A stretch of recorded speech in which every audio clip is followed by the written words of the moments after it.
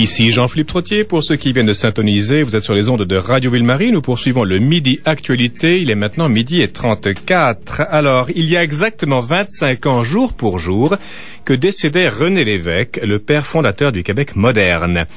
Personnage devenu mythe, il a été de son vivant respecté, admiré, honni, soutenu, combattu, et j'en passe et des meilleurs. Son legs est immense, mais on est en droit de se poser quelques questions. D'abord, le mythe approprié par plusieurs chapelles et teinté en conséquence, correspond-il à l'homme réel et à ses idées? Ensuite, l'eau a-t-elle suffisamment coulé sous les ponts pour qu'on puisse revenir sereinement au fondement de la pensée de l'auteur de l'ouvrage capital intitulé Option Québec? Le point avec Mathieu Bocoté qui a écrit un petit mot là-dessus dans le Journal de Montréal. Mathieu, bonjour. Bonjour. Vous dites dans votre texte, Mathieu, que Lévesque serait le père fondateur du Québec moderne. C'est vrai, mais c'est insuffisant. Pourquoi? On a depuis quelques années, depuis 25 ans en fait, on pourrait dire presque jour pour jour, René Lévesque qui était une figure politique majeure du Québec moderne, hein, c'est-à-dire pour plusieurs le père fondateur de la nation, eh bien, ou refondateur. Lévesque s'est un peu émancipé de sa réalité pour devenir un mythe. Et on a fabriqué un mythe un peu d'un Lévesque en carton-pâte, d'un Lévesque couleur pastel, un Lévesque aseptisé. C'est le Lévesque qui se réduit au Lévesque grand démocrate, Lévesque grand homme moderne, Lévesque grand homme intègre.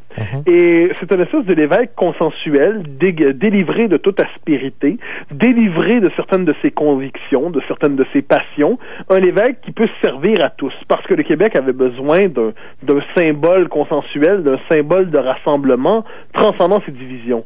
Or, le fait est que le Lévesque réel tel que nous le connaissons est quelquefois en contradiction avec le Lévesque mythique qu'on nous propose très souvent, et ce sont ces contradictions qui sont intéressantes à explorer. Vous savez, Mathieu Bocoté, Flaubert parlait de la mémoire comme d'une faculté de cristallisation, c'est-à-dire que le passé, tel qu'on l'avait vécu, quand on le revoyait une ou deux générations plus tard, était nettoyé de ses scories, de ses saletés, pour devenir quelque chose de magnifique, de cristallin, de très beau. C'est pas le propre de tous les grands personnages de l'histoire qui, quelques générations plus tard, deviennent soit adaptés à la sauce de l'époque? Oui, très très juste, et je n'en fais pas le procès d'ailleurs, mais je suis étonné de voir la distance, c'est-à-dire entre le Lévesque réel et le Lévesque mythique, et plus encore l'utilisation qui est faite de ce mythe. Par exemple, on nous dit souvent Lévesque, c'est celui qui a libéré les Québécois, qui les a émancipés. Oui. Alors quand les fédéralistes disent ça, ça tombe très bien, parce que ça pose la thèse suivante: la libération a déjà eu lieu, nul besoin de s'intéresser davantage à la question nationale. Et on passe aux vraies affaires, hein? Voilà, c'est fait, c'est déjà fait. Chez les souverainistes, ça prend souvent la forme suivante, on nous dit Lévesque a tout fait, il ne reste qu'à compléter son programme. Donc l'indépendance est réduite au statut de gadget symbolique. Et troisième utilisation de Lévesque, ce temps-ci qui me marque beaucoup, c'est on utilise Lévesque pour faire le procès du retour identitaire des souverainistes. On nous dit Lévesque grand démocrate, Lévesque homme intègre, Lévesque comme ci, comme ça, n'aurait pas cautionné, par exemple, le retour à la loi 101, n'aurait pas cautionné le virage identitaire. Or, quand on lit Option Québec, on se retrouve devant un homme qui a une vision beaucoup plus traditionnelle, on pourrait dire historique et existentielle de la nation que ses héritiers. Et lorsqu'on se rappelle de sa position par rapport à la loi 101, on dit toujours que René Lévesque avait un malaise par rapport à la loi 101. Et c'est vrai, ça. Peut-être, mais au même moment, il faut rappeler que malgré son malaise, il a endossé la loi 101 de Camille Lorrain, qui était infiniment plus radicale que n'importe quelle modification qu'on veut lui apporter aujourd'hui. La loi 101 endossée par René Lévesque, c'est une loi qui accepte l'unilinguisme dans l'affichage extérieur et intérieur, qui accepte l'unilinguisme de l'État dans ses lois, dans ses services gouvernementaux, qui accepte la clause Québec. Donc René Lévesque avait peut-être un malaise avec la loi 101, mais il allait infiniment plus loin que ceux qui aujourd'hui s'en réclament. Mathieu Bocoté. Pourquoi je dis le mythe Lévesque est servi à toutes les sauces pour souvent empêcher un examen plus réel de sa pensée et un examen même de ce dont le Québec réel a besoin. Petite parenthèse, Mathieu, la clause Québec, dites-nous en quelques mots, s'il vous plaît.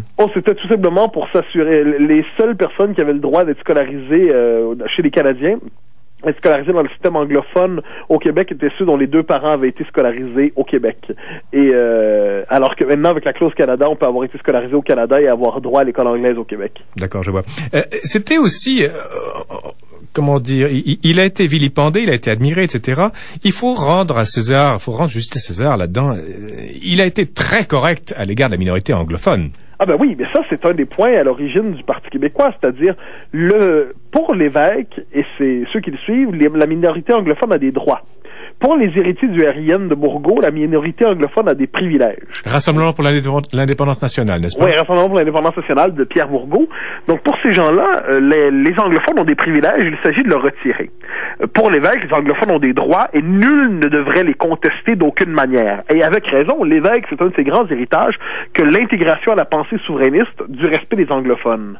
Mais une fois que c'est dit, l'évêque ne reconnaissait pas un droit fondamental aux immigrants de s'angliciser à même les fonds publics, par exemple. Oui. Donc, oui, il reconnaît les droits des anglophones, mais il ne les place pas en contradiction avec l'affirmation légitime de la majorité française au Québec.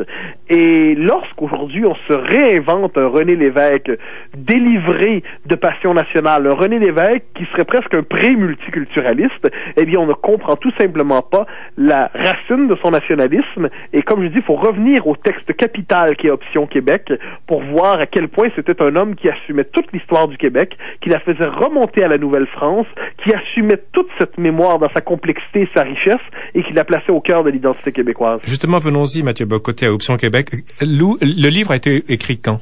Alors, c'est un manifeste qui a d'abord été écrit pendant que l'évêque était au Parti libéral et qu'il a ensuite développé, modifié pour en faire un livre véritablement. Et c'était le manifeste, après la défaite électorale de 1966, René Lévesque veut comprendre pourquoi les libéraux ont perdu et se dit par ailleurs la question nationale est de plus en plus importante au Québec. Il faut à ce moment-là, dit-on, que le Parti libéral reprenne la carte du nationalisme. Il faut que le Parti libéral se redonne un élan national. Eh bien, de ce point de vue, ce que fait l'évêque, c'est qu'il écrit une mise à jour de sa pensée sur la question nationale. Et ça va donner Option Québec, qui va être publiée ensuite. Et que pense-t-il justement de l'idée de nation? Pour lui, elle va de soi. Nous sommes à une époque où la nation va tellement de soi qu'on ne devrait pas avoir à la préciser. C'est-à-dire, la nation, à ce moment-là, n'est pas un concept discuté entre universitaires, c'est le tissu même de la réalité sociale. Alors, pour lui, ce qui fait en sorte que le propre d'une nation, à la différence d'une société, c'est que la nation se définit dans l'histoire et la durée. La société est souvent limitée au temps présent. C'est une succession d'instants. Alors que la nation, c'est une communauté de mémoire et de culture. Or, pour René Lévesque, la nation est d'abord et avant tout ça. Et l'évêque va être très méfiant, par ailleurs, envers ceux qu'il appelait les déracinés. Il va être très méfiant aussi envers les structures politiques post-nationales qui prétendent ouvrir les peuples sur le monde, mais qui ne fait que les enfermer dans des bureaucraties.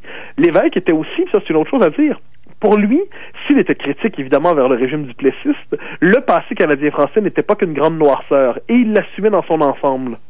L'évêque est finalement, dans la Révolution tranquille, non pas l'homme de la rupture, mais l'homme de la continuité, et ça, on dirait que les Québécois veulent pas se l'avouer. Il y a deux mots qui me viennent à l'esprit, Mathieu Bock-Côté, quand vous parlez d'Option Québec, le mot organique et le mot invariant. C'est-à-dire qu'on dirait que chez René Lévesque, il y a un invariant transhistorique et aussi c'est un penseur organique, la nation, le peuple, tout ça, c'est d'abord ressenti, c'est vécu dans ses tripes et ensuite symbolisé dans un langage politique. Et c'est très exact, je crois. Vos deux termes, nation, ont défini de manière organique, pour peu que le terme soit délivré des connotations bizarres qu'on lui donne quelquefois. Pas bio, hein.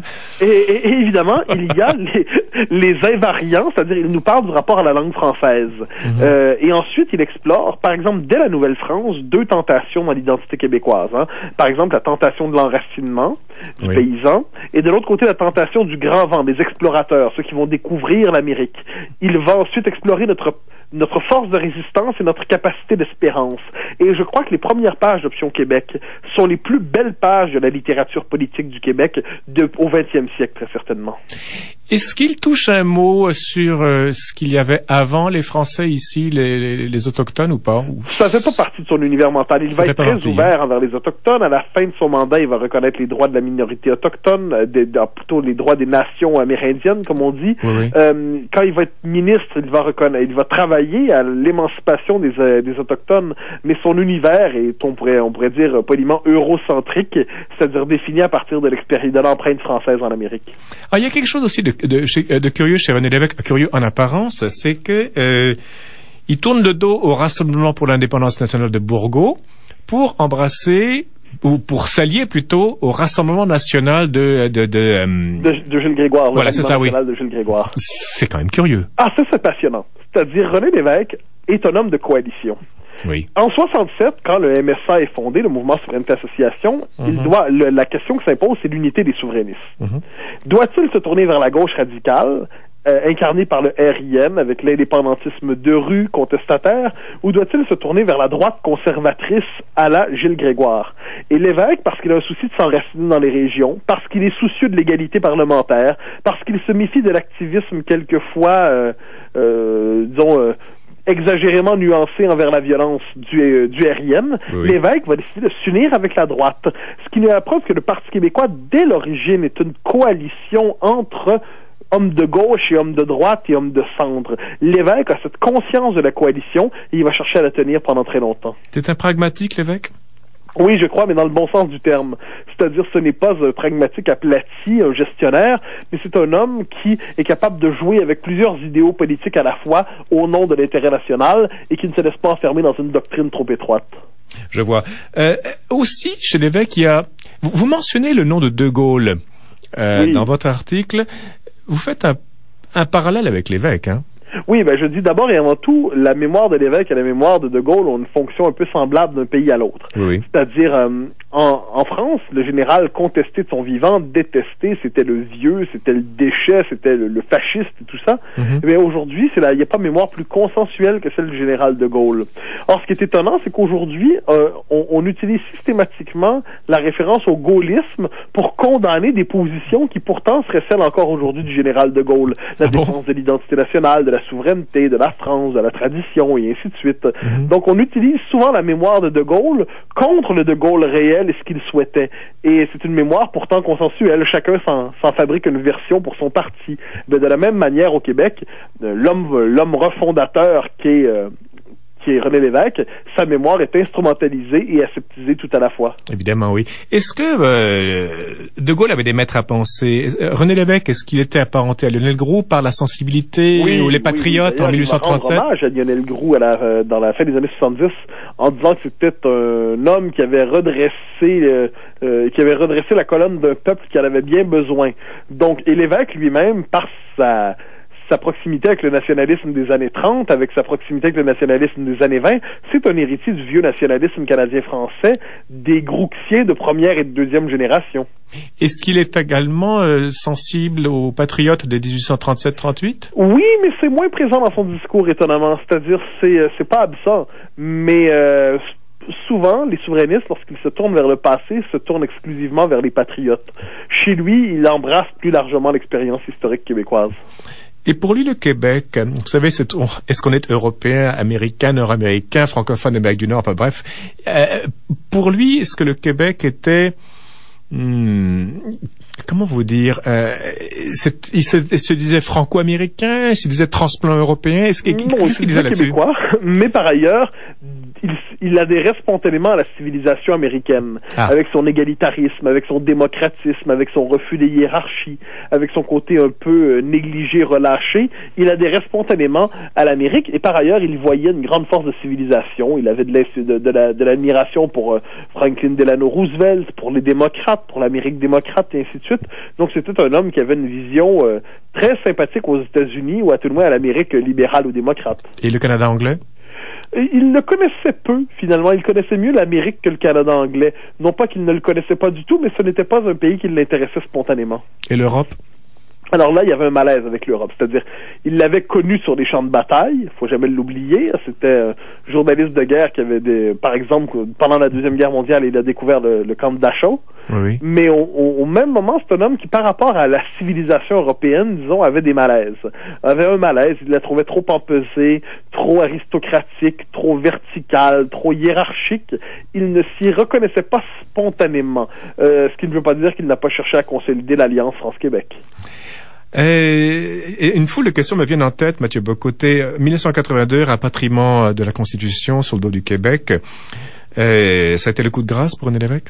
Ah oui, mais là, c'est la défaite. C'est-à-dire, non seulement il avait perdu le référendum, ce qui était déjà dramatique, mais la deuxième étape, Trudeau remporte, finalement, Trudeau fait le grand chelem. Trudeau remporte tout. Trudeau réussit à imposer sa constitution contre les Québécois, contre le Québec. Oui. Alors, pour René Lévesque, ça va être ce qui va le tuer d'une certaine manière, et il ne survivra pas politiquement à cet échec majeur. Et comme tout cela aussi, il y a pas un kidnappage, mais enfin, c'est à ce moment-là que les tribunaux prennent beaucoup d'importance au pays. Le gouvernement des juges, vous dites ça dans votre texte.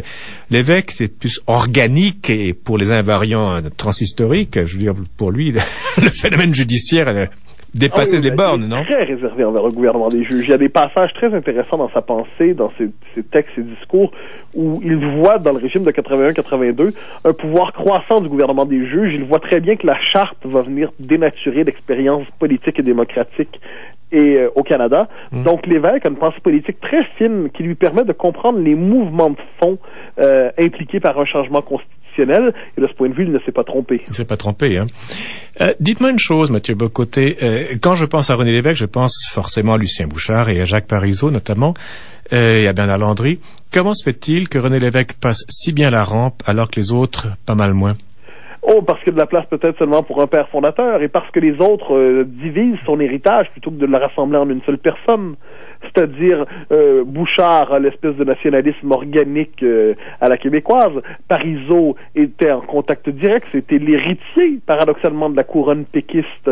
Bernard Landry était un lévêquiste, mais n'avait pas le charisme immense de René Lévesque. Quant à Pierre-Marc Johnson, c'est une figure secondaire de l'histoire du PQ. Mais tous ces gens se sont appropriés un morceau de la couronne Lévesque, mais lui seul pouvait les rassembler tous ensemble. C'était pas aussi le fait que René Lévesque faisait très peuple et les gens pouvaient à ses funérailles, c'était une surprise. Les gens venaient pleurer sur son cercueil. C'était tout le monde. C'est très vrai. Hein. C'est le charisme de René Lévesque, c'est le charisme d'un homme qui adhère spontanément à la condition québécoise.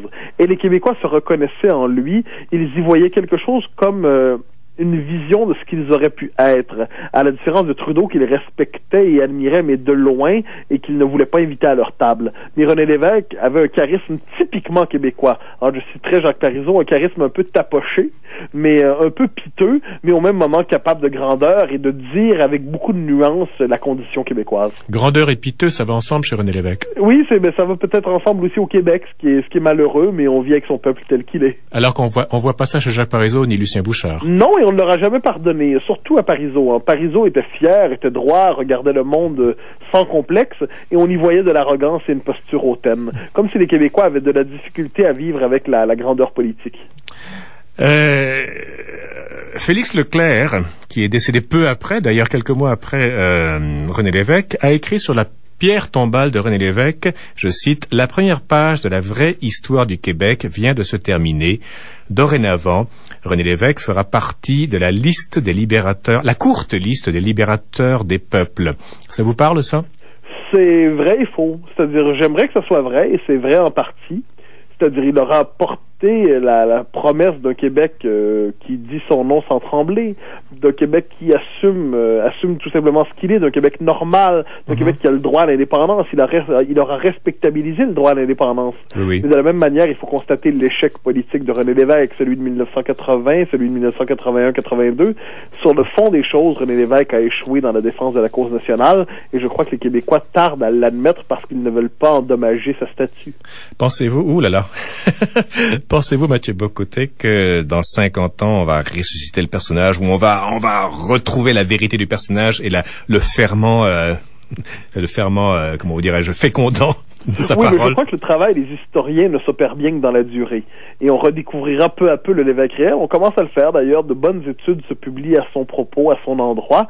Mais dans la conscience collective, Lévesque va conserver un rôle privilégié pendant très longtemps, je crois, parce qu'il est arrivé à un moment charnière de l'histoire du Québec et a su le personnaliser et l'incarner. Magnifique. Mathieu Bock-Côté, je vous remercie infiniment. Je vous donne rendez-vous la semaine prochaine. Au grand plaisir. Voilà, je rappelle donc, Mathieu Bock-Côté nous parlait de René Lévesque, décédé jour pour jour il y a 25 ans, le 1er novembre 1987.